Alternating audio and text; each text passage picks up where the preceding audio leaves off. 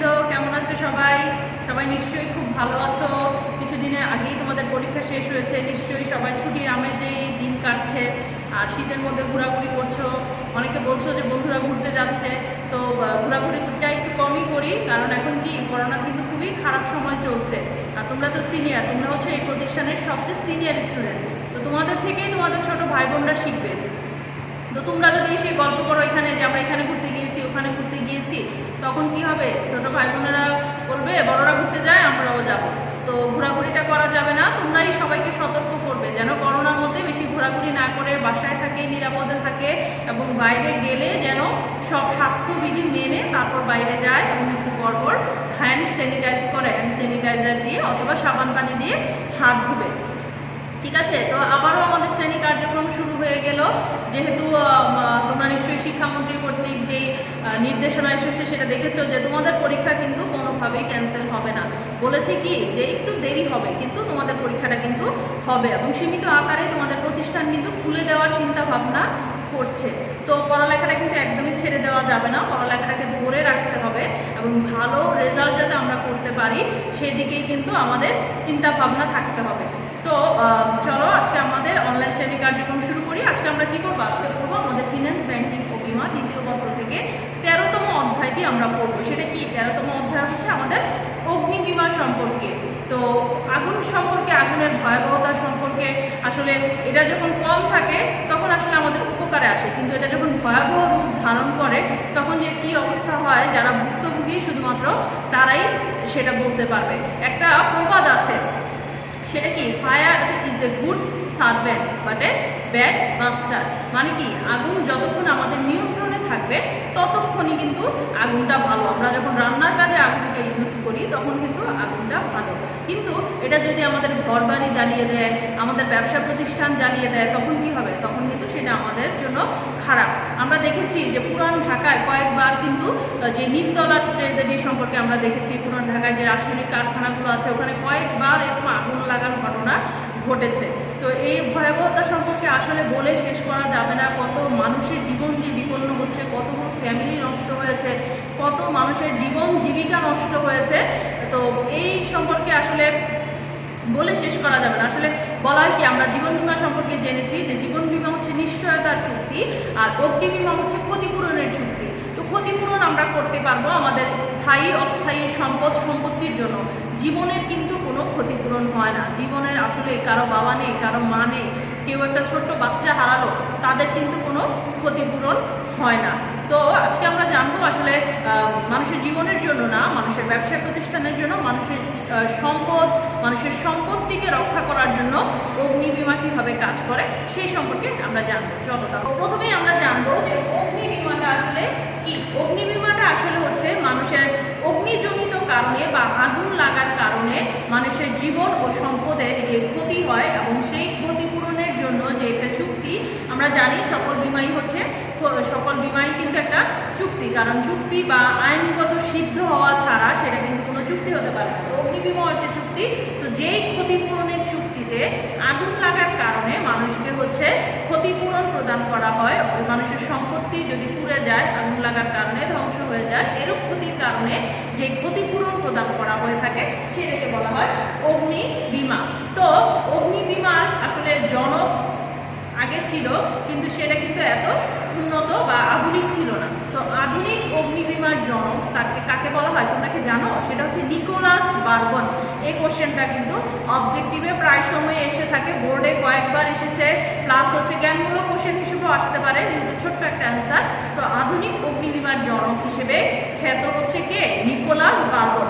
এবং 1680 সালে উনি হচ্ছে একটি অগ্নি বীমার একটি প্রতিষ্ঠান গঠন করে এবং সেই প্রথম 1680 সালে উনি হচ্ছে তার সেই প্রতিষ্ঠান থেকে অগ্নিজনিত ক্ষতির কারণে সর্বপ্রথম ক্ষতিপূরণ প্রদান করে। তাহলে নিশ্চয়ই নামটা মনে থাকবে যে নিকোলাস বারবন কাকে বলে। নিকোলাস বারবন আসলে কে ছিলেন? অগ্নি বীমার জনক ছিলেন। আর অগ্নি বীমাটা কি সেটা কিন্তু নাম থেকেই বোঝা যায় যে আগুন লাগার কারণে যে ক্ষতি এবং সেই ক্ষতিপূরণ প্রদানের জন্য যে বীমা বা চুক্তি করা হয় তাকেই বলা হয় অগ্নি বীমা। এখন অগ্নি বীমার কিন্তু কিছু বৈশিষ্ট্য আছে। প্রথম যে বৈশিষ্ট্য সেটা হচ্ছে দুটি পক্ষ থাকবে।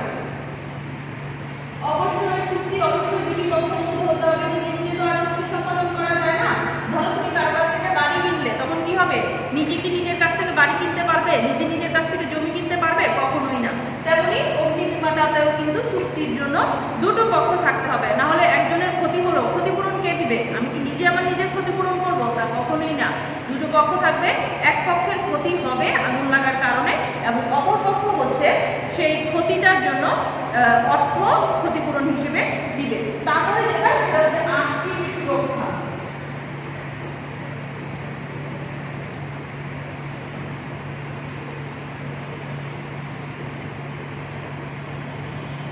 অগ্নিবীমা হচ্ছে অগ্নিজনিত কারণে যে ক্ষতি হয় তার বিপক্ষে আর্থিক সুরক্ষা প্রদান করবে। আর্থিক সুরক্ষা বলতে এই যে ব্যবসায় ঝুঁকি থাকবে, আমরা আমাদের ফার্স্ট পেপার বলেছি ঝুঁকি ঝুঁকি ঝুঁকি ঝুঁকি তো থাকবে, কিন্তু তাই বলে কি আমরা ব্যবসা করা বন্ধ করে দিব? তা কিন্তু না। সেই ঝুঁকির বিপক্ষে আমাদেরকে কিন্তু একটা প্রতিরক্ষা ব্যবস্থা রাখতে হবে, একটা ঢাল হিসেবে সামনে রাখতে হবে, যাতে আমরা করে কি করতে পারি, ব্যবসাটা সঠিকভাবে করতে পারি এবং আমাদের সঠিক যে লক্ষ্য মুনাফা সে প্রতিষ্ঠানের যে গোল সেটা যেন অর্জন করতে পারি। তো বিমা কি করে? অগ্নি বিমা কি করে? যারা ব্যবসায়ী তাদেরকে একটি আর্থিক সুরক্ষা প্রদান করে, যে আপনার যদি ক্ষতি হয় অগ্নিজনিত কারণে তাহলে হচ্ছে আমরা আপনাকে ক্ষতিপূরণ করব। তাহলে ব্যবসায়ীদের মাথায় কি কাজ করে? ব্যবসায়ীদের মাথায় কাজ করে যে হ্যাঁ, আমার যদি ক্ষতি হয় তাহলে আমি তো ক্ষতিপূরণ পাবো, আমার তো লস হচ্ছে না। এই কারণে তারা কি করে, নির্বিঘ্নে কিন্তু ব্যবসায় কার্যক্রম পরিচালিত করতে পারে। এরপর হচ্ছে ক্ষতিপূরণের নিশ্চয়তা।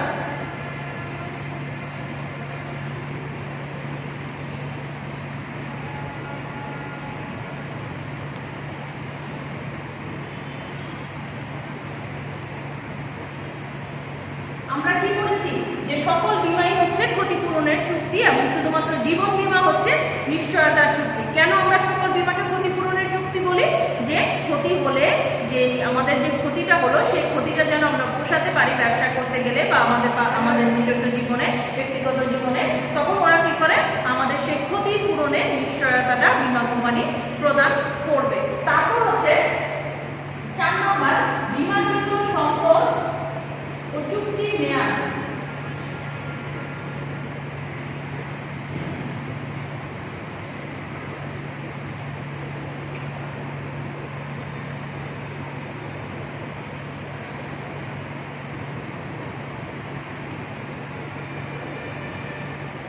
বীমাকৃত সম্পত্তি ও চুক্তির মেয়াদ বলতে যে একটা নির্দিষ্ট মেয়াদের জন্য কিন্তু চুক্তিটা হবে। এই চুক্তি কিন্তু আসলে আমরা যেমন বাড়ি কিনি বা জমি কিনি, সেই জমিটা থাকে সেটা কিন্তু আজীবনকার জন্য হয়, সেই চুক্তিটা হয় আজীবনের জন্য। কিন্তু বীমা কখনোই আজীবনের জন্য হতে পারে না, একটা নির্দিষ্ট মেয়াদ থাকতে হবে, যে 1 বছর বা 2 বছর, কত দিনের জন্য, যে 1 বছরের মধ্যে যদি আপনার ব্যবসায় প্রতিষ্ঠানে অগ্নিজনিত কারণে যদি আপনার কোনো ক্ষতি হয় সেক্ষেত্রে হচ্ছে আমরা সেই ক্ষতিপূরণটা প্রদান করবো, বা লং টার্মের জন্য যদি হয় সেক্ষেত্রে 5 বছর 10 বছর পর্যন্ত হতে পারে। কিন্তু বীমা চুক্তি কিন্তু কখনোই সেই সম্পত্তির মেয়াদ বা চুক্তির মেয়াদ কখনোই আজীবনকার জন্য হতে পারে না, এবং চুক্তিটা অবশ্যই চুক্তিপত্র যখন করবে সেখানে কিন্তু চুক্তির মেয়াদটা উল্লেখ করে দিতে হবে। তারপর হচ্ছে 5 নম্বর যেটা, সেটা হচ্ছে ক্ষতিপূরণের চুক্তি। একটা হচ্ছে নিশ্চয়তা আর একটা হচ্ছে ক্ষতিপূরণের চুক্তি। চুক্তিপত্রে অবশ্যই এটা উল্লেখ করে দিতে হবে যে অগ্নি বীমা হচ্ছে ক্ষতিপূরণের চুক্তি। বেশি কিন্তু দিবে না, বেশি টাকা প্রদান করবে না, যতটুকু ক্ষতি হয়েছে তারা সবকিছু মূল্যায়ন করে শুধুমাত্র যতটুকু ক্ষতি হয়েছে ততটুকুর জন্যই কিন্তু ক্ষতিপূরণটা প্রদান করবে। এবং যেহেতু সেটা চুক্তি আকারে দলিলে লেখা থাকে, যে মানে দলিলে একদম ফিক্সড করে লেখা থাকে, তো সেই জন্য অগ্নি বীমাকে বলা হয় ক্ষতিপূরণের চুক্তি। এরপরে আমরা যে টপিকসটা করবো সেটা হচ্ছে অগ্নি বীমার গুরুত্ব বা প্রয়োজনীয়তা। তো এখন আমরা করবো অগ্নি বীমার তাৎপর্য বা গুরুত্ব। আসলে আগুনের যেমন ভালো দিক আছে তেমনই মন্দ দিকও আছে। একদিন গ্যাস না থাকলে আমাদের কি অবস্থা হয়, একদিন গ্যাস না থাকলে আমাদের খাওয়া পড়া সবই বন্ধ হয়ে যায়। আসলে আগুন না থাকলে বোঝা যায় যে আসলে আগুনের গুরুত্ব কতটুকু। আবার যখন বেশি হয়ে যায় তখন কি হয়ে যায়। তো ভালো মন্দ দুটো দিকই কিন্তু আছে। তো এই আসলে আগুনের গুরুত্ব বা তাৎপর্য আসলে যেমন শেষ নেই, তেমনি অগ্নি বীমারও কিন্তু যে ক্ষতিটার যেই কতটুকু ক্ষতি হলো, মারাত্মক ক্ষতি হয়, সেই ক্ষতিটার জন্য ক্ষতিপূরণের ক্ষেত্রে অগ্নি বীমার গুরুত্ব কিন্তু আসলে অপরিসীম। তো আমরা দেখি এক এক করে কিভাবে অগ্নি বীমা আমাদেরকে আসলে আমাদের জীবনে কেন অগ্নি বীমাটা আমাদের জীবনের প্রয়োজনীয় একটি অংশ হয়ে গিয়েছে সেটা সম্পর্কে এখন আলোচনা করি। চলো, প্রথমে হচ্ছে আর্থিক প্রতিরক্ষা ব্যবস্থা।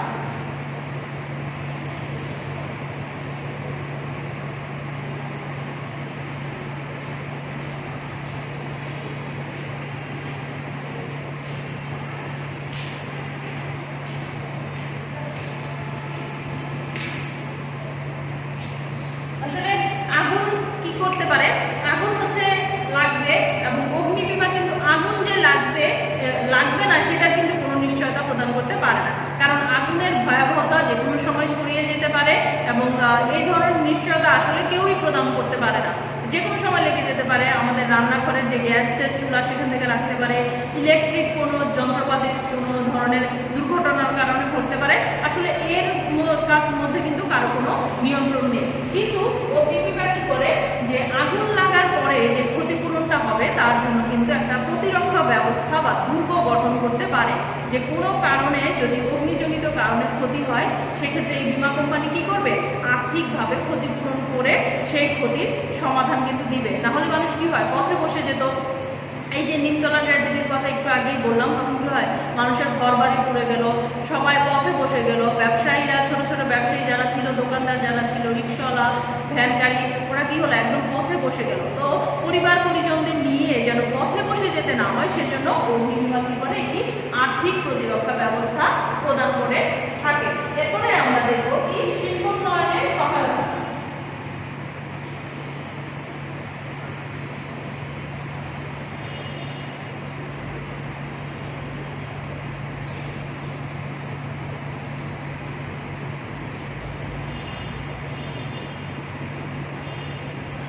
তো শিল্প প্রতিষ্ঠানে যে সকল কাজগুলো হয় সেগুলো কিন্তু বেশিরভাগই হচ্ছে ঝুঁকিপূর্ণ, বা অনেক ধরনের কেমিক্যাল যেগুলো থাকে সেইগুলো কিন্তু আসলেই ঝুঁকিপূর্ণ এবং যে কোনো সময় কিন্তু দুর্ঘটনা ঘটে যেতে পারে।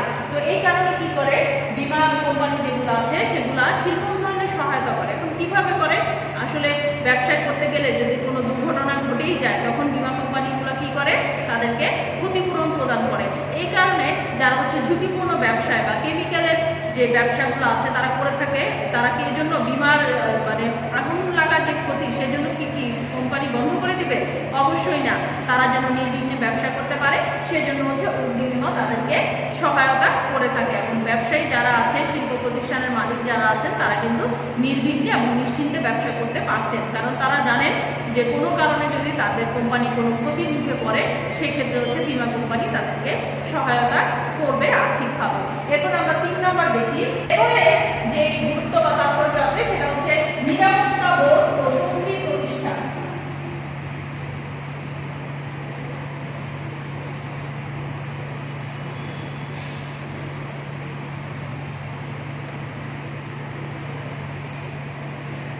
নিরাপত্তা বোধ ও স্বস্তি প্রতিষ্ঠা।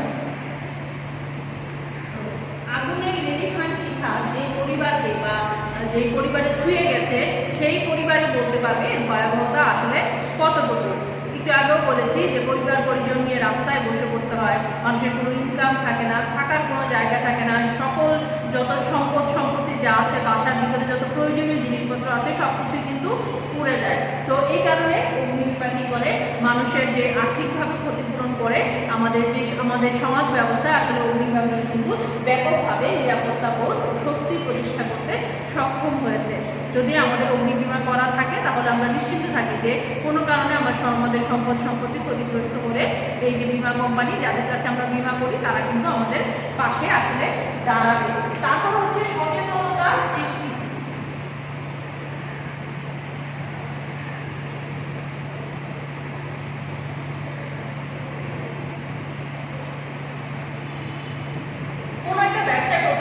শিল্প প্রতিষ্ঠান যখন বিমা করে একটা বিমা কোম্পানির কাছে, তখন যখন তারা যায় তারা কিন্তু আসলে বিভিন্ন ধরনের সচেতনতামূলক কথা কিন্তু তারা বলে এবং বা আগুন লাগার জন্য কি কি প্রতিরক্ষা ব্যবস্থা প্রতিষ্ঠানে রাখলে ভালো হবে সেই ধরনের কিছু পরামর্শ কিন্তু তারা দিয়ে থাকে।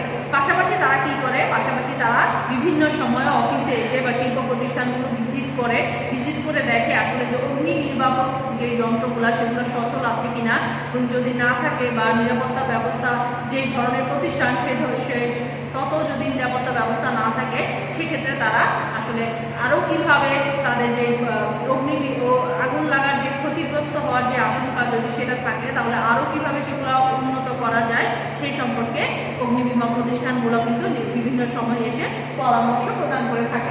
এরপরে হচ্ছে কর্মসংস্থান সৃষ্টি।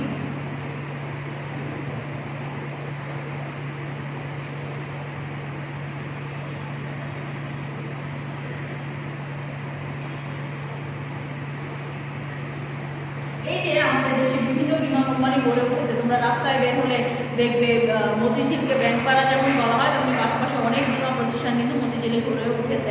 পাশাপাশি আমরা যেহেতু নারায়ণগঞ্জে বসবাস করছি, নারায়ণগঞ্জেও দেখবে অনেকগুলো বীমা প্রতিষ্ঠান, রাস্তায় বের হলে দেখবে সাইনবোর্ডে লেখা আছে যে বিভিন্ন ধরনের বীমা কোম্পানিগুলো, জীবন বীমা কর্পোরেশন, সাধারণ বীমা কর্পোরেশন, এছাড়া হচ্ছে মেঘনা লাইফ ইন্স্যুরেন্স, বিভিন্ন ধরনের বীমা কোম্পানি কিন্তু আমরা দেখে থাকি। সরকারি বেসরকারি উদ্যোগে এইসব বীমা প্রতিষ্ঠানগুলো কিন্তু আমাদের দেশের বিভিন্ন আনাচে কানাচে গড়ে উঠেছে। তো এর মাধ্যমে কি হচ্ছে, এই প্রতিষ্ঠানগুলো চালাতে গিয়ে আমাদের দেশে যে সাধারণ জনগণ আছে, যে বেকার যুবক আছে, শিক্ষিত বেকার যুবক, তাদেরকে কিন্তু কর্মসংস্থানের সৃষ্টি করে যাচ্ছে এই বীমা কোম্পানিগুলো। তো তারা শুধু কি আগুন লাগার জন্য যে ক্ষতিপূরণ, সেটাও কিন্তু সেটার জন্য ক্ষতিপূরণ করে যাচ্ছে না, পাশাপাশি আমাদের কর্মসংস্থানের সৃষ্টি করে অনেকগুলো পরিবারের আর্থিক নিশ্চয়তা কিন্তু তারা প্রদান করছে। তো আসলে অগ্নি বীমার গুরুত্ব বা প্রয়োজনীয়তা বলে শেষ করা যাবে না। যাদের আগুন লাগে তারাই বুঝে এর প্রয়োজনীয়তা বা গুরুত্ব কতটুকু। তো আমাদের কাজ হচ্ছে পড়া, আমরা জানবো এগুলো সম্পর্কে, এবং ভবিষ্যতে আমাদের প্র্যাকটিক্যাল লাইফে এগুলো হচ্ছে আমরা ইমপ্লিমেন্ট করবো। তাহলে চলো আমরা আমাদের পরের টপিকসে চলে যাচ্ছি। প্রত্যেক বীমা চুক্তিরই কিছু অপরিহার্য উপাদান থাকে, যেগুলো হচ্ছে অবশ্যই মেনে চলতে হয়। এই উপাদানগুলো আমরা যখন আমাদের 10ম অধ্যায় পড়েছিলাম, বীমা ব্যবসায়ের প্রাথমিক ধারণা, তখন পড়েছিলাম। তো প্রত্যেকটা বীমারই কিছু অপরিহার্য উপাদান থাকে। তো অগ্নি বীমারও এরকম কিছু অপরিহার্য উপাদান আছে। সেগুলো হচ্ছে প্রথমে যে হচ্ছে সাধারণ কিছু উপাদান, যেগুলো আসলে সব বীমাতেই থাকে। তার মধ্যে প্রথম হচ্ছে দুটি পক্ষ। সাধারণ বীমা চুক্তির উপাদানের মধ্যে প্রথম হচ্ছে দুটি পক্ষ। সব বীমা কোম্পানির মতোই এই বীমারও দুটি পক্ষ থাকবে। একটু আগেও বলেছি, দুটি পক্ষ ছাড়া কিন্তু কখনোই চুক্তি সম্পাদন করা যায় না, কারণ এক পক্ষ হচ্ছে প্রস্তাব দিবে এবং আরেক পক্ষ হচ্ছে সেটাতে স্বাক্ষর করে সেই চুক্তিতে সম্মতি দিবে। এই জন্য অবশ্যই অগ্নি বীমাতেও দুটি পক্ষ কিন্তু থাকতে হবে। এরপর হচ্ছে প্রস্তাব ও স্বীকৃতি।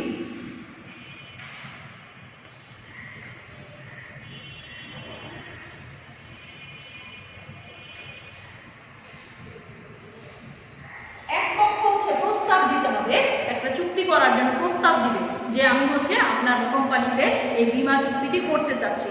সেম ভাবে জমি কেনার ক্ষেত্রে আমরা যেমনটা করি, যে আমরা হচ্ছে কি যার জমি তার জন্য হচ্ছে তাকে হচ্ছে প্রস্তাব দেয় যে আমি আপনার জমিটি ক্রয় করতে চাচ্ছি, আপনি কি বলেন কত টাকা দাম বা কি। বীমা চুক্তিও কিন্তু সেরকম, যে এক পক্ষ হচ্ছে প্রস্তাব দিবে, যে হচ্ছে বীমা গ্রহীতা, সাধারণ জনগণ যারা, তারা হচ্ছে বীমা গ্রহীতা, এবং বীমা কোম্পানি হচ্ছে বীমাকারী। তো বীমা গ্রহীতাকে সেই দলিল বা চুক্তির মাধ্যমে হচ্ছে বীমাকারীকে প্রস্তাব দিতে হবে, এবং বীমাকারী কী করবে, সেখানে স্বীকৃতি প্রদান করে সম্মত হবে যে হ্যাঁ, অগ্নিজনিত কারণে আপনার যদি ক্ষতি হয় সেক্ষেত্রে হচ্ছে আমি আপনাকে ক্ষতিপূরণ প্রদান করব। এই কারণে কী করতে হবে, প্রথমে দুটি পক্ষ থাকবে এবং এক পক্ষ আরেক পক্ষকে প্রথমে হচ্ছে প্রস্তাব দিবে, এবং অপর পক্ষ বা বীমা প্রতিষ্ঠান সবকিছু যাচাই বাছাই করে তাদের বুদ্ধি বিবেচনা দিয়ে সেটা হচ্ছে সম্মতি দিবে যে হ্যাঁ, আমি আপনার এই প্রস্তাবে সম্মত হলাম। এরপর হচ্ছে বৈধ প্রতিদান।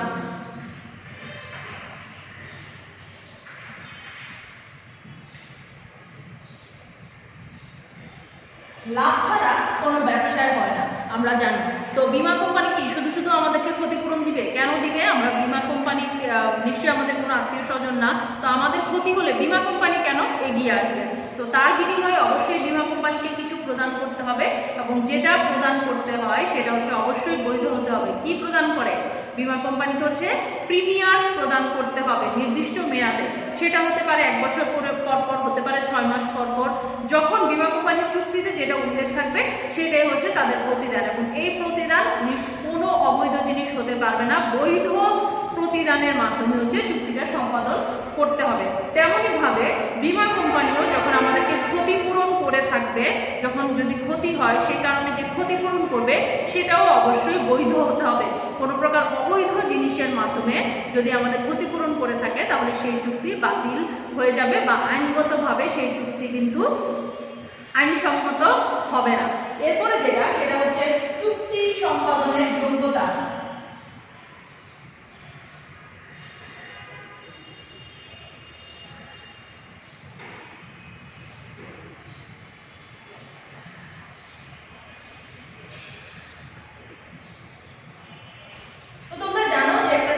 করতে গেলে বা একটা দলিলে স্বাক্ষর করতে গেলে যেই পক্ষগুলা থাকে সেই পক্ষগুলার কিন্তু চুক্তি সম্পাদনের যোগ্যতা থাকতে হয়। যেমন আমাদের দেশের ক্ষেত্রে কি, যদি কেউ চুক্তি করতে চায় সেক্ষেত্রে দলিলে চুক্তির মাধ্যমে কোনো কাজ করতে যায়, ব্যবসা করতে চায়, সেক্ষেত্রে অবশ্যই বাংলাদেশের নাগরিক হতে হবে। পাশাপাশি কি হতে হবে, 18 বছরের নিচে কেউ কিন্তু চুক্তিতে অংশগ্রহণ করতে পারবে না। মৃত কোনো ব্যক্তির নামে কিন্তু চুক্তিতে অংশগ্রহণ করা যাবে না। পাশাপাশি যাদের মস্তিষ্ক বিকৃতি থাকে বা যারা মেন্টালি স্টেবল না, বা আমরা যাদেরকে পাগল বলি, তারাও কিন্তু চুক্তিতে অংশগ্রহণ করতে পারবে না। তো এগুলো চুক্তি সম্পাদনের যোগ্যতা। আরো অনেক রিজন আছে, আমি জাস্ট কয়েকটা তোমাদেরকে বললাম তোমাদের বোঝার জন্য। তো সেই অগ্নিবীমা চুক্তিতেও যদি কেউ চুক্তি করতে যায় বীমা কোম্পানির সাথে, সেক্ষেত্রে বীমা কোম্পানির যেমন চুক্তি সম্পাদনের যোগ্যতা থাকতে হবে, পাশাপাশি আমরা যারা বীমা গ্রহীতা তাদেরও কিন্তু চুক্তি সম্পাদনের যোগ্যতা থাকতে হবে। তারপর নির্দিষ্টতা।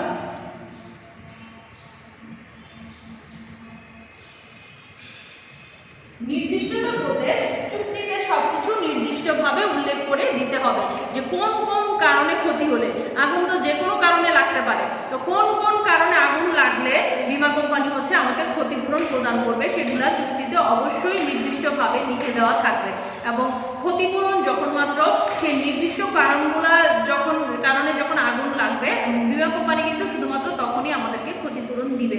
এছাড়াও আর কি লেখা থাকতে পারে যে বীমা গ্রহীতা যারা আছে তারা প্রিমিয়াম কত টাকা করে দিবে, কত মেয়াদে দিবে, 1 বছর পরে দিবে নাকি 6 মাস পরে দিবে না প্রতি মাসে দিবে, প্রিমিয়ামটা কত টাকার জন্য হবে এবং কোন মেয়াদে হবে সেটা নির্দিষ্ট করে উল্লেখ থাকতে হবে। পাশাপাশি বীমার যে চুক্তি, সেটা তো বললাম আজীবনের জন্য হবে না, তো বীমা চুক্তিটা আসলে কতদিন কন্টিনিউ করবে সেটাও নির্দিষ্টভাবে উল্লেখ করে থাকতে হবে চুক্তিতে। যদি না থাকে সেই চুক্তি কিন্তু বাতিল হয়ে যাবে। তো এগুলা ছিল অগ্নিবীমার সাধারণ চুক্তি। অগ্নিবীমার সাধারণ যে উপাদান সেগুলো সাধারণ ব্যবসায়ের যে উপাদানগুলো, অগ্নিবীমায়ও এই 5টা উপাদান আছে। পাশাপাশি আরো কিছু উপাদান আছে, তার মধ্যে ক্ষতিপূরণের চুক্তি। এটা আমরা অলরেডি বলেছি যে অগ্নিবীমা ক্ষতিপূরণের চুক্তি। তো এই বীমার উদ্দেশ্য কি? এই বীমার আসল উদ্দেশ্য হলো যে একজন ব্যবসায় করছে, তো তার ক্ষতি হলো, ধরো একজন ব্যবসা করছে, তার 10 লক্ষ টাকা ক্ষতি হলো, এটা কিন্তু তার জন্য একটা বিশাল অ্যামাউন্টের ক্ষতি। তো অগ্নিবীমার উদ্দেশ্য হলো যে আগুন লাগার আগে ব্যবসায়ের যে অবস্থাটা ছিল বা যে অবস্থানে তিনি ছিলেন, আগুন লাগার যে ক্ষতিটা হলো তাকে আবার তার আগের অবস্থানে ফিরিয়ে আনাই বীমা কোম্পানির উদ্দেশ্য। যে ক্ষতিটা হলো সেই ক্ষতিটা পূরণের জন্যই আসলে অগ্নিবীমা। তাই অগ্নিবীমাকে আমরা বলতে পারি ক্ষতিপূরণের চুক্তি। তারপর কি হতে হবে? বীমাযোগ্য স্বার্থ থাকতে হবে।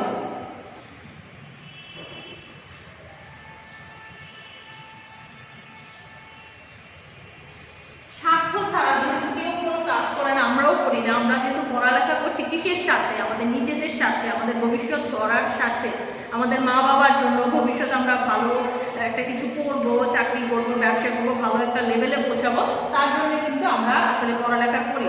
তো বীমা কোম্পানির কিছু স্বার্থ থাকে, তো এই স্বার্থটা অবশ্যই নিজেদের জন্য হতে হবে। যেমন বলেছিলাম যে একজনের বাড়ি কিন্তু আরেকজন বীমা করতে পারে না। আমার তোমাদের সাথে অনেক ভালো সম্পর্ক থাকতেই পারে, তাই বলে তোমরা কিন্তু আমার যে বাড়ি আছে সেই বাড়ির জন্য কিন্তু তোমরা বীমা করলে হবে না। আমার জন্য কারা বীমা করতে পারবে? আমার জন্য করতে পারবে আমার বাবা মা, করতে পারবে আমার ভাই, করতে পারবে আমার হাজবেন্ড, করতে পারবে। কিন্তু বাইরের কেউ, আমার কোনো ফ্রেন্ড বা আমার কোনো ক্লোজ রিলেটিভ, তারা যদি আমার জন্য বীমা করে সেই বীমাটা কিন্তু গ্রহণযোগ্য হবে না। তো স্বার্থটা অবশ্যই নিজেদের জন্য হতে হবে। তারপর সৎবিশ্বাসের সম্পর্ক।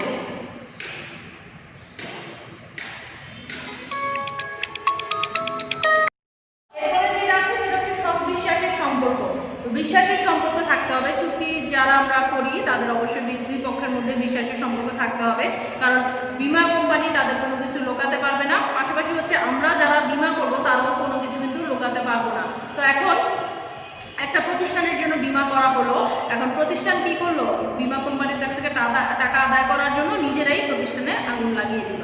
সেক্ষেত্রে কি হলো? বিশ্বাসটা ভঙ্গ হলো, এবং বীমা কোম্পানি যদি সেটা কোনোভাবে প্রমাণ করতে পারে সেক্ষেত্রে কিন্তু সেই চুক্তি বাতিল হয়ে যাবে এবং তাদের বিরুদ্ধে আইনগত ব্যবস্থা নিতে হবে। তো দুই পক্ষের মধ্যেই কিন্তু সম্পর্কটা হতে হবে বিশ্বাসের। কেউই বিশ্বাস ভঙ্গ করে কোনো কাজ করতে পারে না, এবং যদি করে সেক্ষেত্রে হচ্ছে সেই চুক্তিটা বাতিল অবশ্যই হয়ে যাবে। তাহলে কি করতে হবে, অবশ্যই বিশ্বাসের সম্পর্কটা বজায় রাখতে হবে। এরপর হচ্ছে প্রত্যক্ষ কারণ। এই প্রত্যক্ষ কারণটা কি, এটা নিয়ে কিন্তু জ্ঞানমূলক কোশ্চেন এসে থাকে প্রায় সময়ই। তো প্রত্যক্ষ কারণটা সম্পর্কে আগে বলেছি, এখন আমরা আবার বলবো। প্রত্যক্ষ কারণটা হচ্ছে আসলে বীমা চুক্তিতে যে সকল কারণ উল্লেখ থাকে, যেই কারণে ক্ষতি হলে ক্ষতিপূরণ প্রদান করা হবে সেগুলোকে বলা হয় প্রত্যক্ষ কারণ। বীমা কোম্পানি শুধুমাত্র এই কারণে যদি আগুন লাগে প্রতিষ্ঠানে তাহলেই হচ্ছে ক্ষতিপূরণ প্রদান করবে, এছাড়া কিন্তু ক্ষতিপূরণ প্রদান করবে না। এরপর হচ্ছে আনুপাতিক হারে অংশগ্রহণ।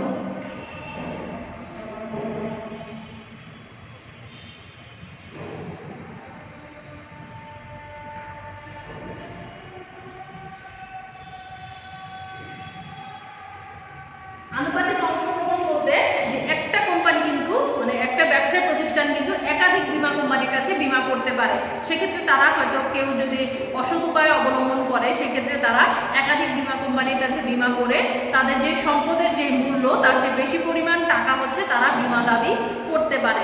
এই কারণে বীমা কোম্পানিগুলো কি করে, সবকিছু যাচাই বাছাই করে যে এক কোম্পানির একাধিক বীমা কোম্পানির কাছে বীমা করা আছে কিনা।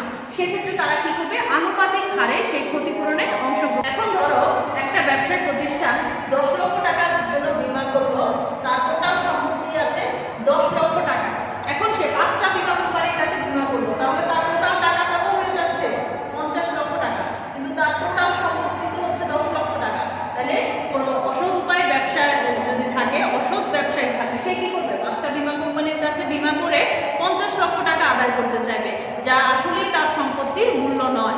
এই কারণে বীমা কোম্পানিগুলো কি করবে, সবকিছু যাচাই বাছাই করবে, একজন আরেকজনের সাথে যোগাযোগ করবে, এক এক বীমা কোম্পানির সাথে, এবং যোগাযোগ করে টোটাল 10 লক্ষ টাকাই তাকে প্রদান করবে। তার মানে 5টা বীমা কোম্পানি যদি হয় তারা কি করবে, এক এক বীমা কোম্পানি 2 লক্ষ টাকা করে তাকে প্রদান করবে এবং টোটালে 10 লক্ষ টাকাই দিবে। 50 লক্ষ টাকা কিন্তু সেই ব্যবসায়ীকে প্রদান করবে না। এটাকে বলা হয় আনুপাতিক হারে অংশগ্রহণ। এরপরে যেটা সেটা হচ্ছে স্থলাভিষিক্তকরণ। এটা খুব ইম্পর্টেন্ট একটা নীতি, স্থলাভিষিক্তকরণ। এটা ইন্ডিভিজুয়ালি এসে থাকে, এটা নীতি একটা সৃজনশীল কোশ্চেন আছে। তোমরা এই নীতিটা খুবই ভালোভাবে করবে।